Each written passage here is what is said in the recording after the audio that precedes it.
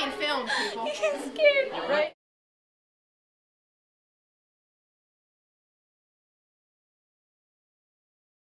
Oh, Norfolk, pray, what news of my beloved husband, the king? Your Highness, the king demands you're dead. I feared as much. What manner of execution is it to be? The choosing of it is yours, my lady. How so, Norfolk? If you grant the king a divorce and renounce any claim to the throne, you will be beheaded. If you do not, you will be burned at the stake. After I am beheaded, what will happen to my head? Your head will be placed on top of a wall for public display. People will be allowed to throw things at it in attempts to knock it off the wall. How many throws will each person get before the next person gets to throw? 3. Will they be allowed to throw anything? Within reason. Would a rotten potato be considered reasonable?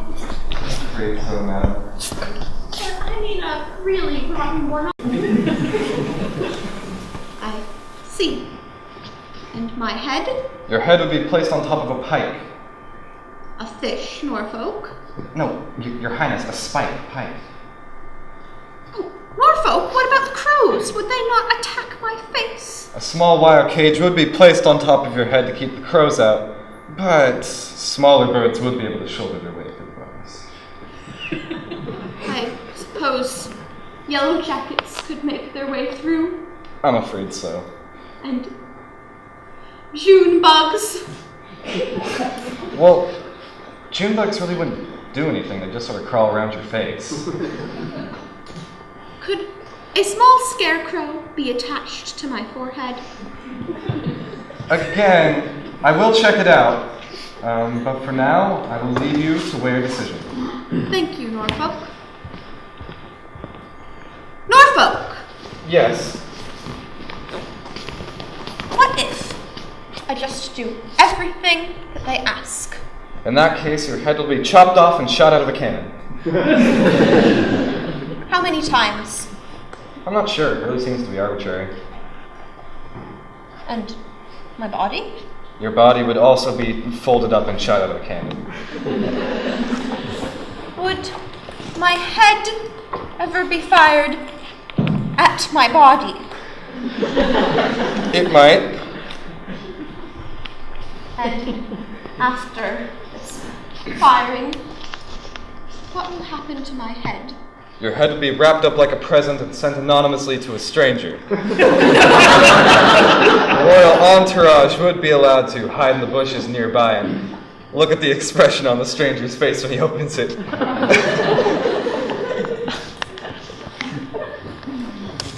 Norfolk, I have made my decision. I will grant the divorce, renounce the throne, and be beheaded. Excellent. Is that the one where we put your head on top of a wall? I completely forget. Yes, that is the one. Excellent. I will inform the king of your decision. Thank you, Norfolk.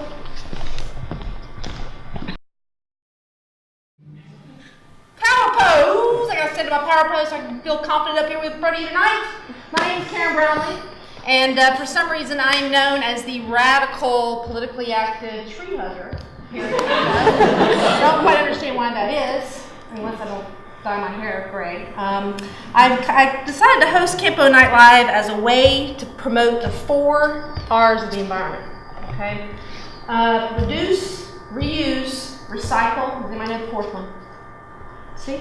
The 4th one, restore. Okay?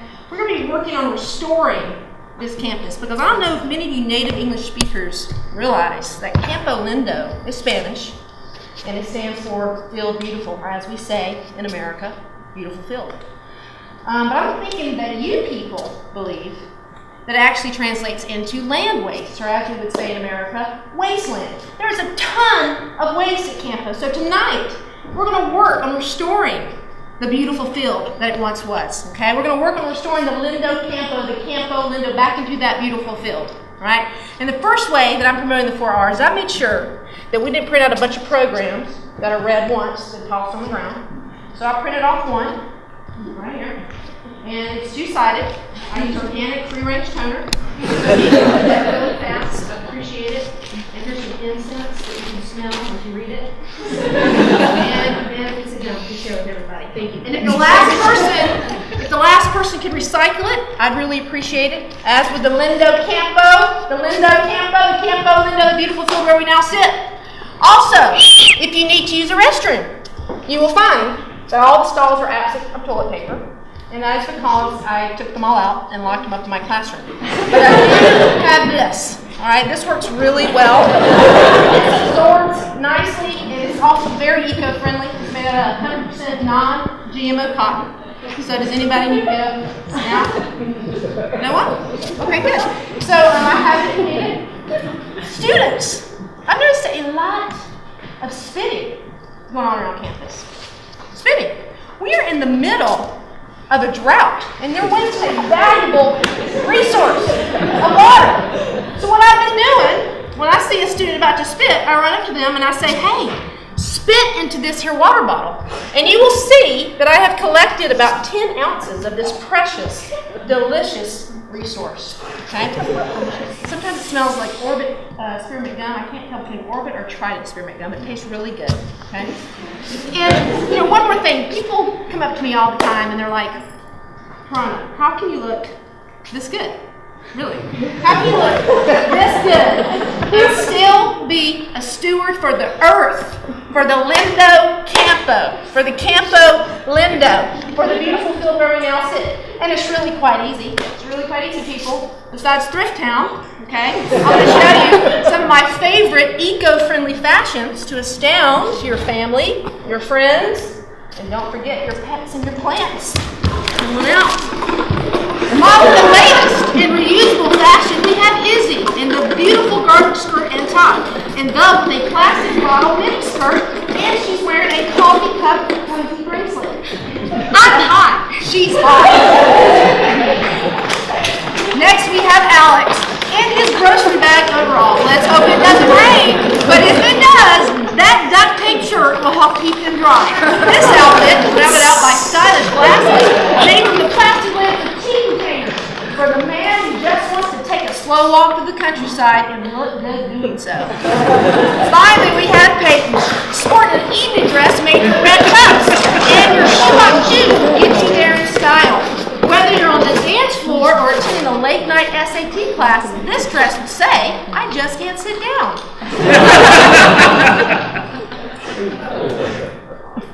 That is a great fit. That makes sense too. I love that spin. So, we have a great show for you tonight, ladies and gentlemen. Johnny Johnson and the Campo Night Band are here. We'll join the fight on the sea or on the land. He gets the situation well in hand. So good we are drinking, we never despair. Want to know that when the danger he is there.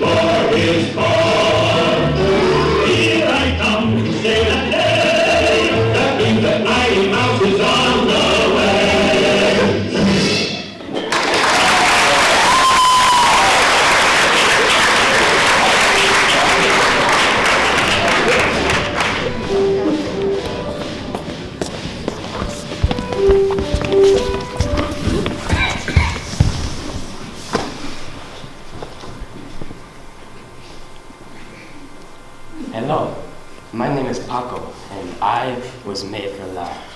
They're my dogs, and I can give them to whoever I want. Of all the dogs in the world, only one breed was bred for love. What are you talking about? They're my dogs too. The Chihuahua. No, I brought them into the marriage, so they're mine. It is true that Samsara is only half Chihuahua. Her father was a dyspeptic miniature Italian greyhound named Peppy.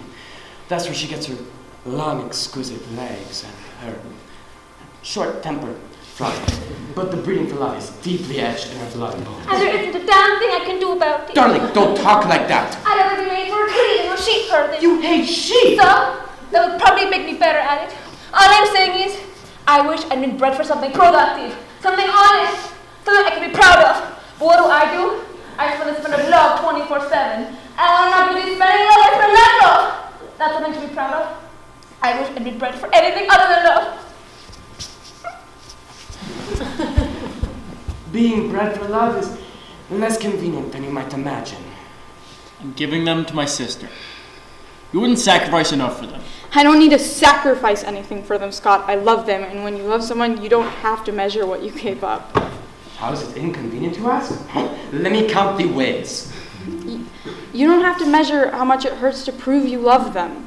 First, there is no ultimate measure of love, and then there is the way love smells, which surprise is not always so sweet. You smell that? Love, when he measured it, it stinks. But I have no choice. You know I love them as much as you do. If love is anywhere, no matter how badly it smells, I must smell it. I might even love them more. Doesn't she love us more, you ask? It's a stupid question. There is no more or less, no as much or as not. Either smells like love or it doesn't. And unlike you, I love them all the time. I love Paco all the No, time. you don't. You love him like 87% of the time. Sacrilege, outrage, not true! His love is eternal for me, like the stars!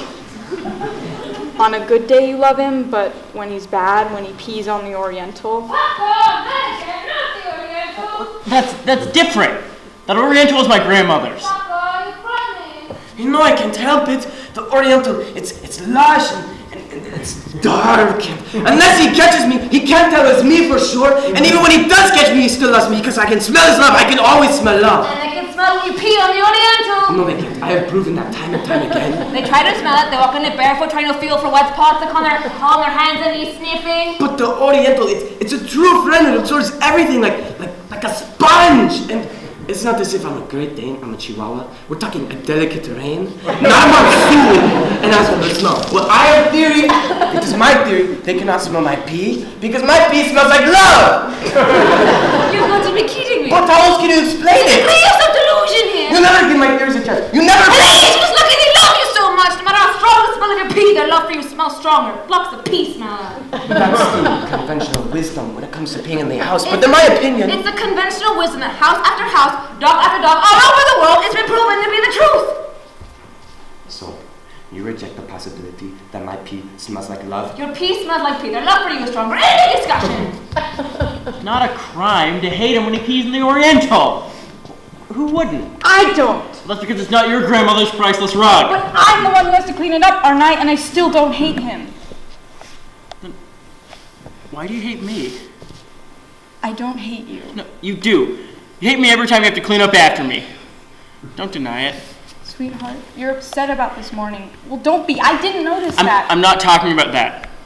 I'm talking about, like that thing with the IRS. Well, that was hard. They tried to seize the business for back taxes.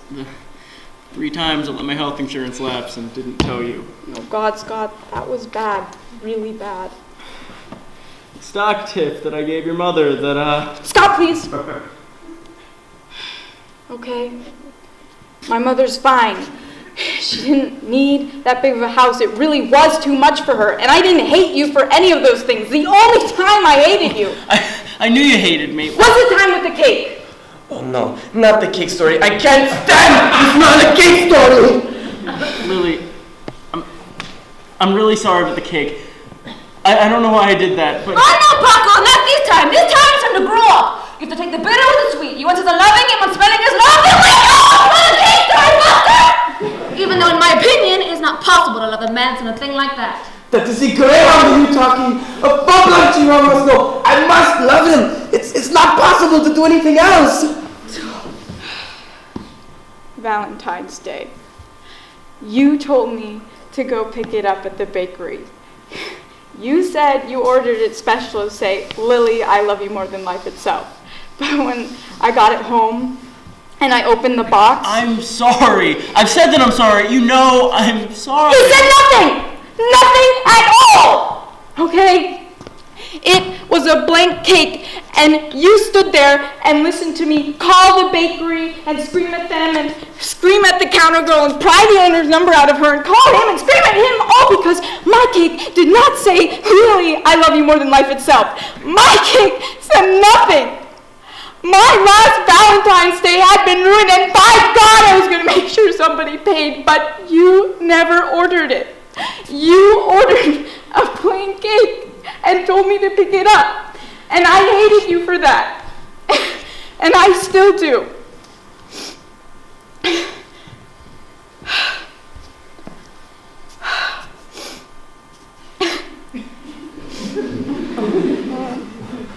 Paco, how could he do that? Yeah, I want to know that too. How could he?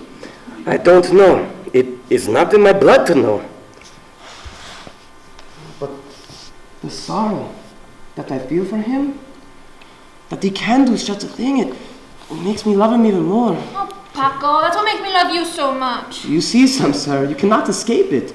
Love, it is hardwired in us both. But if he loves her, and I admit it, Paco, I can smell it, he does love her. Why can't he say I love you to her? Why can't he put it on the cake? He tried. He tried so hard. He was on the phone with the woman at the bakery, and she asked if the cake wanted to say anything. And one of the words they were pouring out of his mouth saying, Lily, I love you more than life itself.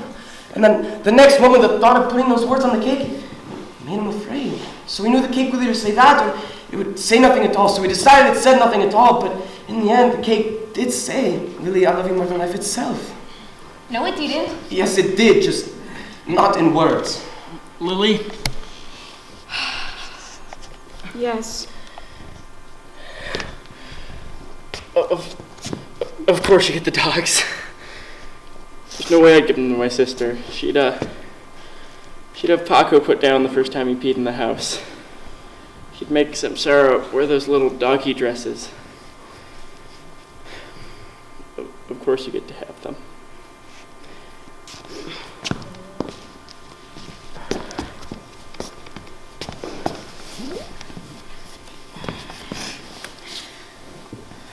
How long? 2, maybe 3 weeks. Are you sure? When I try to smell it, it smells almost 100 years away. It smells as if he isn't sick at all. It smells... You're just downwind of her, darling, that's all. Her love for him, it's stronger than the truth. Oh, yes, you're right. I didn't mean it, Paco. I act like I'm tired of it, like I don't need it, but the truth is I'll miss it. When he isn't here to love us? No. When he isn't here for us to love him. Ah, yes, that is the worst. When he dies, where will the smell of our love for him go? Your mother didn't teach you this? No, I look too much like my father and she held it against me. It is the one convenient thing about being bred for love. Our love, it doesn't go anywhere. It never goes away. You brought us safely through the dungeon, straight to the Ogre King's lair. Such is the way of Aldwin the Cunning. Let us go and that day in the righteous! I will join this quickly! Hold your horses there! I want to make sure we have a solid battle plan this time. No repeats of the succubus fiasco! Taylor the Penciless. I wish to speak with someone about changing my name. Not the time. Okay. All right. First, Aldwin. Speak your desire, and Aldwin the Cunning shall comply. Great. I want you to sneak in under the cover of shadow and take a position behind the Ogre King. When we leap forth, I want you to charge and sneak attack them. Yes, Aldwin approves of this plan. And I hope I can count on you not to flee as soon as you're seen. Well, such is the way of Aldwin the Cunning. It better not be. Not again.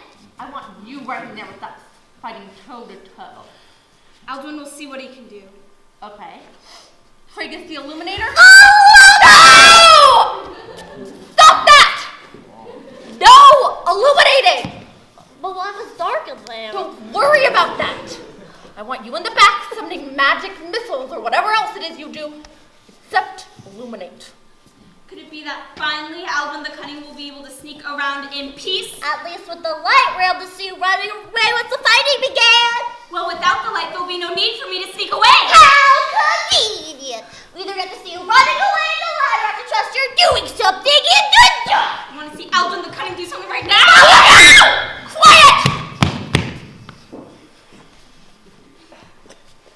He started it. Well, I'm... Everyone, please! Can we get back to the matter at hand? Thank you.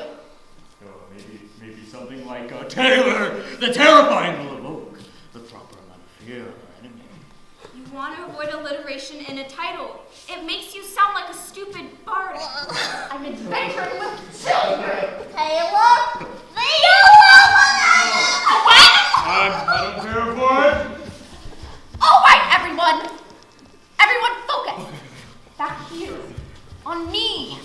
Can we please just go in there and fight the Orc King or whoever the hell it was we're sitting here to kill? Discuss it later. Thank you. Feel started off? The rest of us on 3.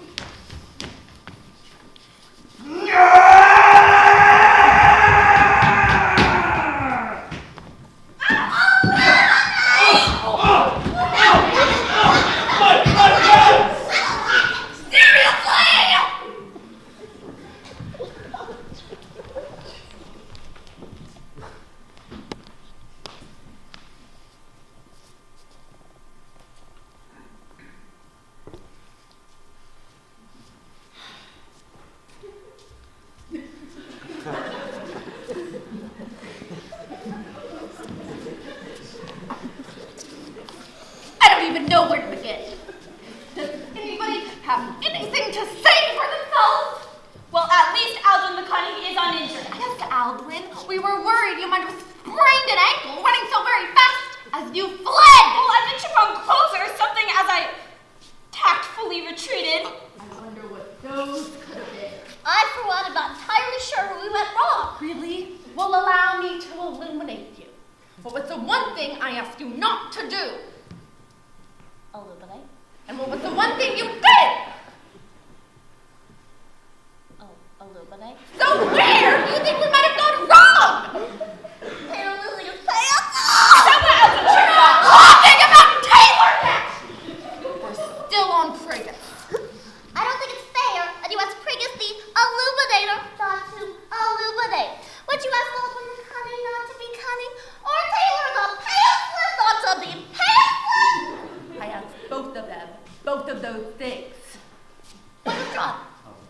If I may, I don't think you're being very righteous right now, Sandane the Righteous. More like Sandane the Self-Righteous. Oh, that's a good one! Don't try to put this all back on me! I did everything right! It's you guys who couldn't handle it!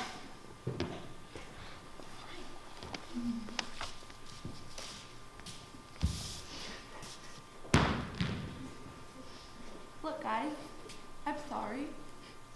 I didn't mean it. No, you're right. My life is a lie. No, it isn't. Illuminating is very important. Without you, we may not have even been sure we were actually fighting the Ogre King we were supposed to be. And Alvin could have seriously injured himself tripping over Taylor's pants. But you looked him up nicely. You just need to not surprise us with it. How about this time we'll start with you illuminating immediately. That way, everyone can see everything and no one has to be surprised. Then maybe we can move on to some of the other spells we're sure you have. Just say the word and I'll be ready. Great. Well, now that you've given Torchlight over their permission to lead us off, you've left Alvin the Cunning very little to do in future battles. Not hardly. Aldwood the Cunning, you are the best acrobat I've ever known and adventured with. Yeah. Instead of just going for the one sneak attack, why not tumble about and harry them from all sides? They'll be able to see you, but never touch you. Persistent harasser. Deftly weaving through blows, setting up openings, exploiting weaknesses. Yes, Alvin approves of this plan. Fantastic. Hey there. Come on. Buck up. I sometimes feel like I'm letting my barbarian ancestors down. My great-grandmother would have never been caught going into battle fully clothed. Guess what? Maybe it isn't just a thought. You can embody that barbarian spirit better by taking your shirt off.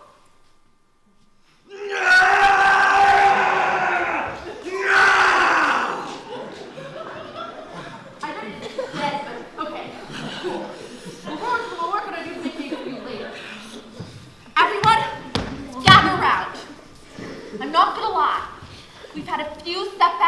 but I really think we've made some big breakthrough today. And we're going to come out of this more cohesive unit. Now then, once the Ogre King was finished laughing at us, he was nice enough to let us come back out here and regroup. I say we head back in there and show what we can really do. Are you with me? Aldrin the Cunning awaits your command. Pregus the Illuminator shall light the way. I will take that as a yes. Pregus, would you like to start us off?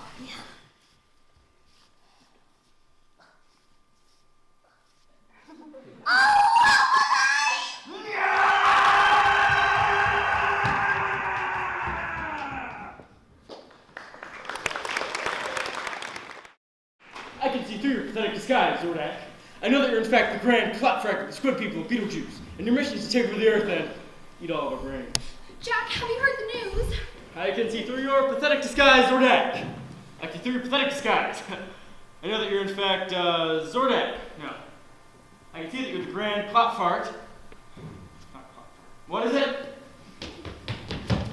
Clapfrat. The grand clapfrat of the squid people of Beetlejuice, and your mission is to take over the earth and eat all of our brains. Jack, have you heard? Yes, I know, Luna. The squid people have colonized Uranus and are planning to take over the earth and eat all of our brains. No, even worse than that. How could anything be worse than that? Well, what could possibly be worse than squid people? Television people, Jack. Network television executives.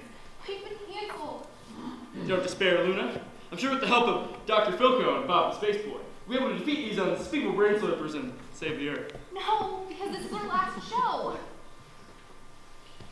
Don't breathe a word of this to anyone, but I have good reason to believe the grand clapfrack of the squid people is right here, on board the Star Tracker, even as we speak. That's fine, Jack, but it's not going to matter after this show because we're canceled.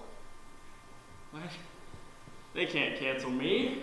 I'm Captain Rockets of the Rocket Brigade. Well, I'm sorry, Captain, but you're going to be standing in the unemployment line tomorrow because this is our last show. Luna, how can you bother your true matters like that when at this very moment, squid people from Uranus are coming and taking the brains of innocent people? 5 minutes till airtime, Jack. See? 5 minutes time, it'll be up to us to save the universe. Now where's Bob the Space Boy? We're gonna need all the help we can get if we're to defeat these unspeakable brain slurpers. Bobby's already gone. Bobby's gone? Where'd he go? Not to see that two-headed girl on Neptune again, I hope. I always told him never trust a girl with 2 heads and a fluorescent vulva. Apparently, he's got a friend in the network secretarial who, when she gave him the heads up of cancellation, he's already lined up a new Western, Smoking Gun. Bobby's deserted? Never do that. Squid people must have got him. Poor Bobby. They almost licked that stuttering problem too. Well, how are we going to defeat the squid people without Bobby?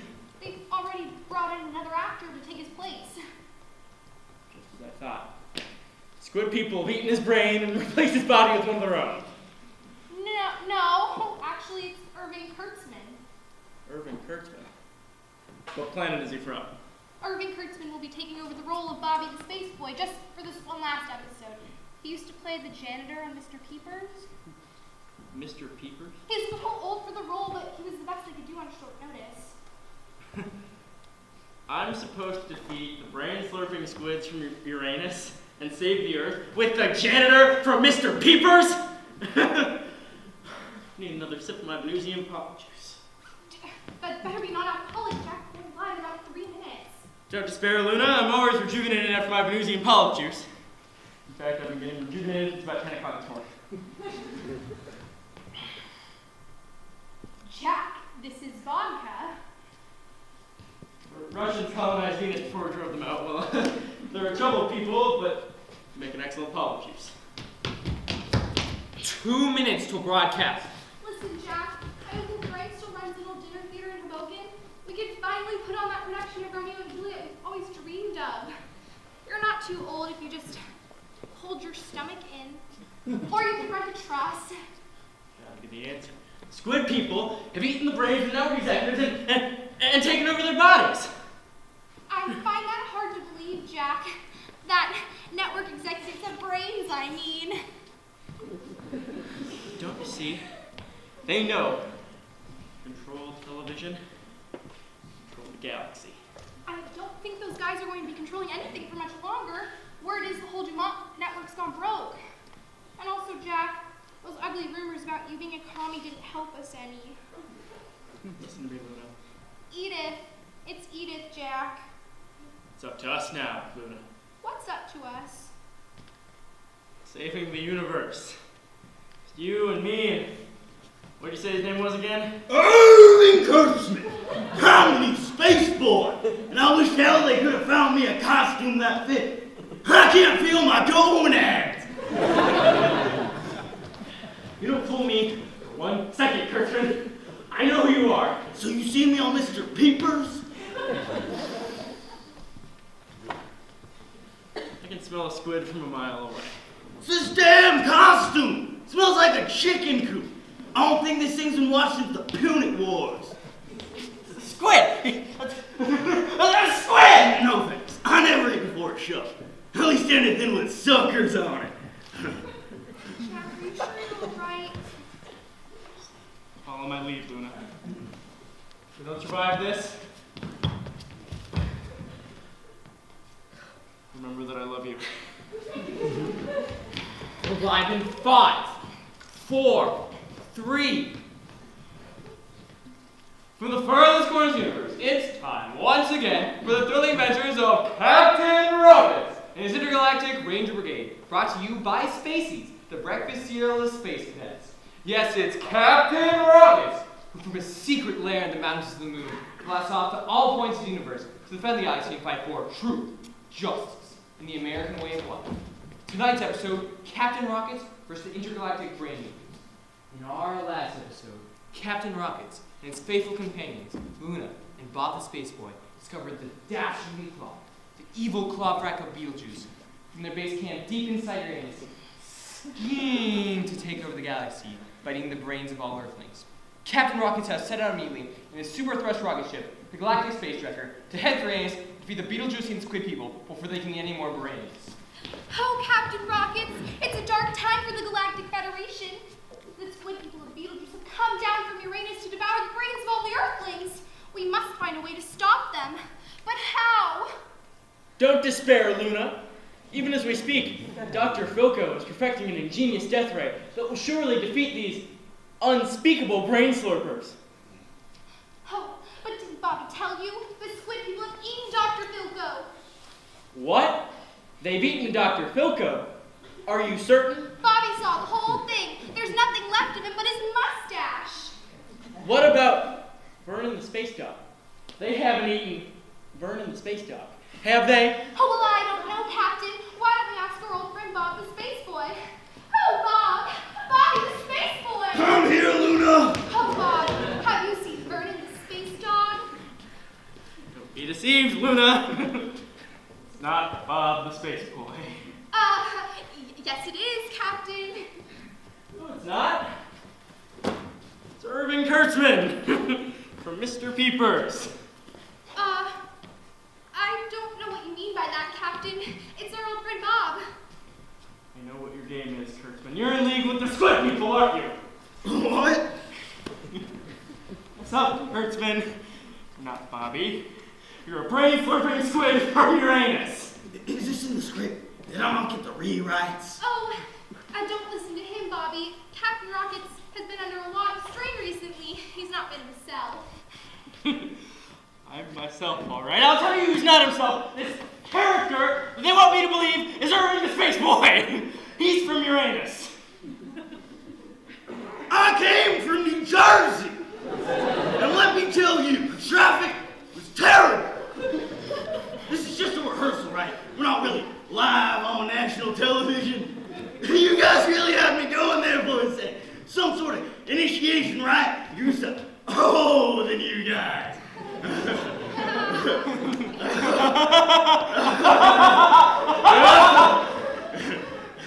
I'll show you how Captain Rockets of the Rocket Brigade deals with your unspeakable brain surfing job.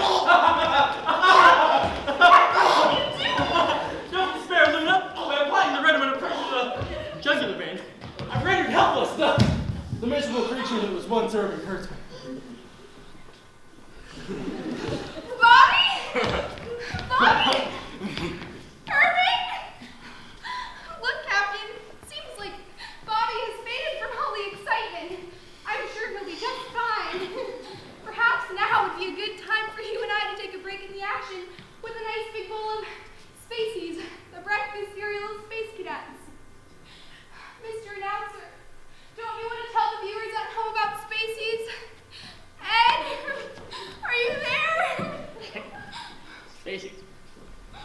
explain that, Drek. It's, sugar, sawdust, horse dung. But Captain, each box of Spaceys contains a special Captain Rocket's decoder ring. Those things just make your finger green. Luna, this is serious. We gotta stop these damn brain slurpers before they take over the entire universe! Hey kids, we're gonna take a brief intermission from our latest exciting episode of Captain Rockets and the Rocket Brigade to remind you to get yourself a nice big box of Spaceys, the breakfast cereal of space cadets. Jack, you're not well. Spaceys helps build strong bones 7 ways. I'm not Jack. I'm Captain Rockets. Strong teeth. Jack, you're an actor. This is a television show. A pretty stupid one, I'll grant you that. Nevertheless. Strong muscles. That's just what the cosmic brain slurpers want you to believe. But in fact, this is true. And now back to our latest exciting episode of Captain Rockets and the Rocket Brigade. Fight them, Luna. Don't let them get into your head. I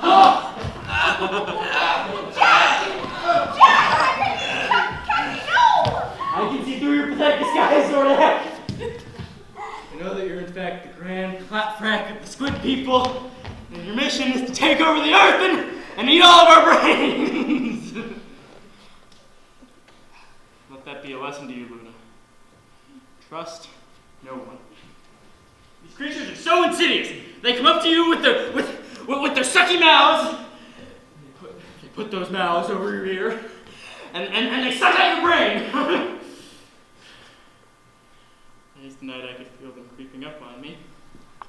Their tentacles getting all on my body and stuff. That's why I've taken to wearing my face out to bed. Captain, please. Think of all the children of Earth who are watching us and listening to us on their Captain Rocket's wrist radios. It's funny that you mentioned the children, Luna. Because I've actually been doing a lot of thinking about the children. Not my children, no, they ran off with my wife to Alamogordo. I'm gonna need a corridor to see them in the future, but actually I've been thinking a lot about all the children watching here today. In fact, I have a very special message for the children of Earth. Okay.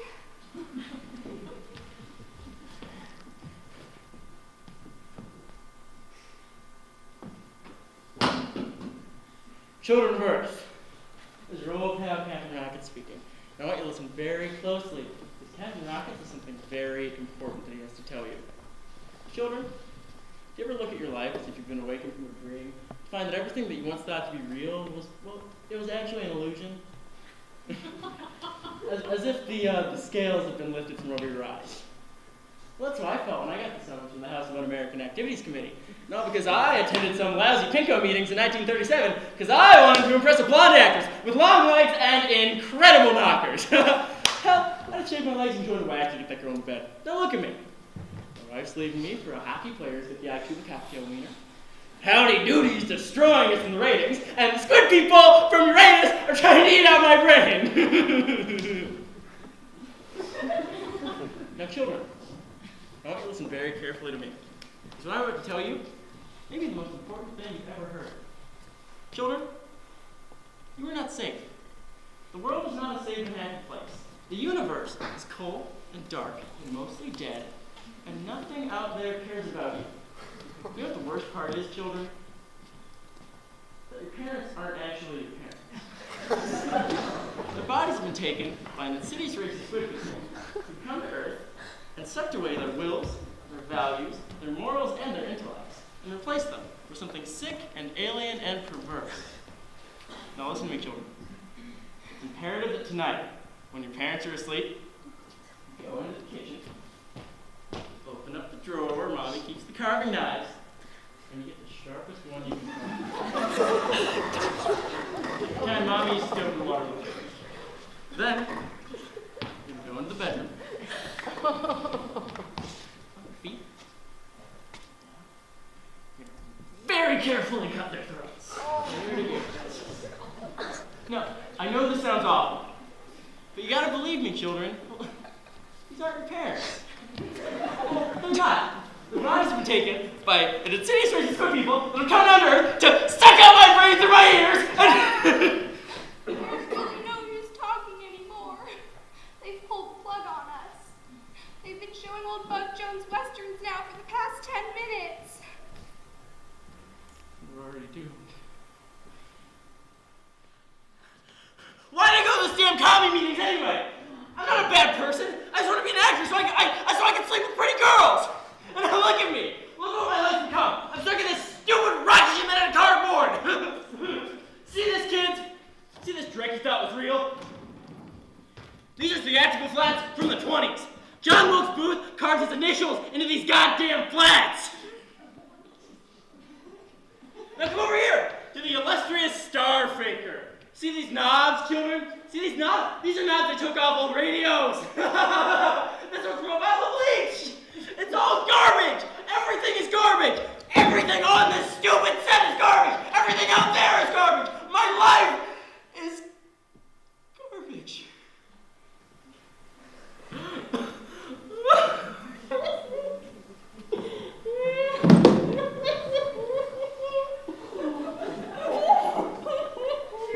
There, Captain Rockets. Don't despair. The Rocket Brigade will triumph in the end. I don't know, Luna. I haven't slept in weeks. I've eaten nothing but Venusian polyp juice and popcorn. I guess I just don't know what's real anymore. There, Captain Rockets. All will be well in the end. You're the only friend I have left in the entire universe, Luna. And you're right. We mustn't despair. Something will come to save us. All will be well. All will be well in the end. Of course it will. Of course it will. Now, you just close your eyes and try and relax. This won't hurt a bit. I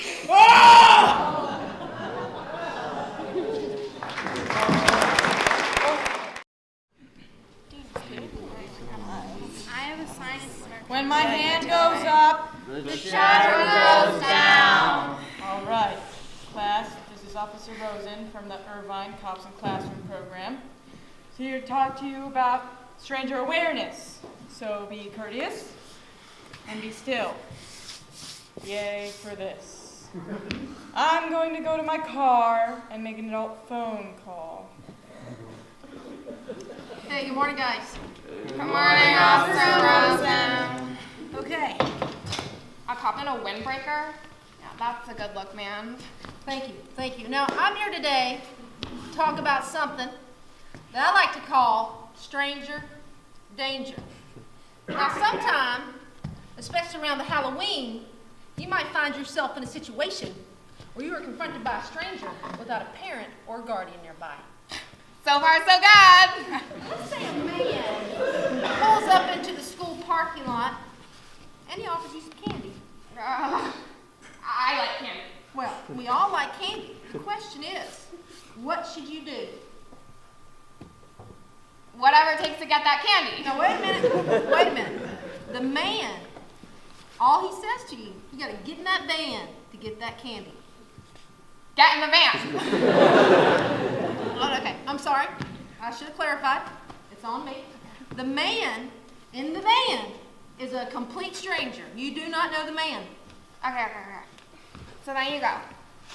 What's your name? I'm Shallon. Where are you from? I'm from Orange County.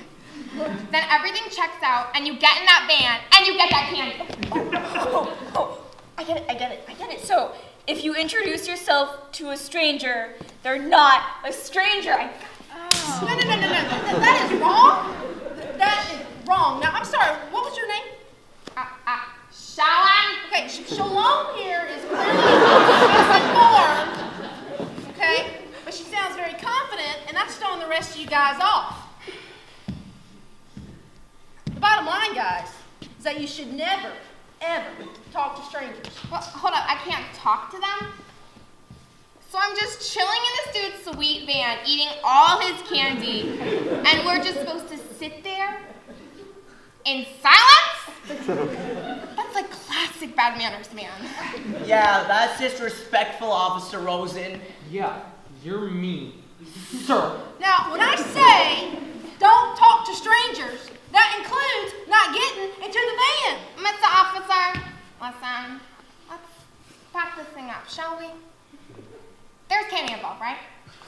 Now for me, I am all about the candy. And if all I have to do to get said candy is hang out in this guy's van, then I'm all about vans! Yeah! Sean's right. I'm starting to see vans in a whole new way now. Do you know how much candy you can fit in a van? Like lots! Hey guys, there's a band party out across the street. If it's there after school, let's all brush the drive. No, don't do that. Sit down right now. Mr. Officer, because of you, when I grow up, I want to drive a big white van around past arcaded kids. I love vans. Wow. Big day for vans. What? No, wait. Now, I think that everybody here has less of a handle on strangers than before I walked in, and that is not a good thing. Shalom, can you come up here and help me out? They obviously looked up to you. Are you the leader of the class or something? Unofficial, no title, but it seems pretty accurate. All right. So Shalom and I are going to do a little scenario. It's Shallon. Again. Shallon and I are going to do a scenario. There's no vans in this one, and there are no candy either. No vans? I already hate this. All right, guys, please pretend that I'm a man. I'm going to walk up to your friend Shallon. I'm in the park. You are not supposed to talk to strangers, right? Okay, I'm going to walk up to her like this. And I'm going to say to her, hey, little girl, you want to get in my van? You're probably from my dad. Let's go. No, I am not. I am a total stranger to you. Well, I don't even know my dad's friend.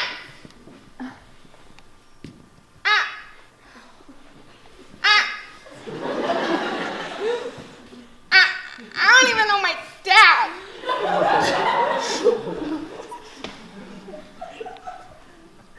I am not a friend of your father's. Oh, I get it. So you're playing my dad. Hey, Dad, I totally get why you left. I mean, Mom's a mess. Shallon's reconnecting with her dad, you guys. Yeah! I'm not her dad. Well, be a man and take responsibility for your child. She is not my damn child. Now, can anybody name one thing wrong with this scenario? Let me think.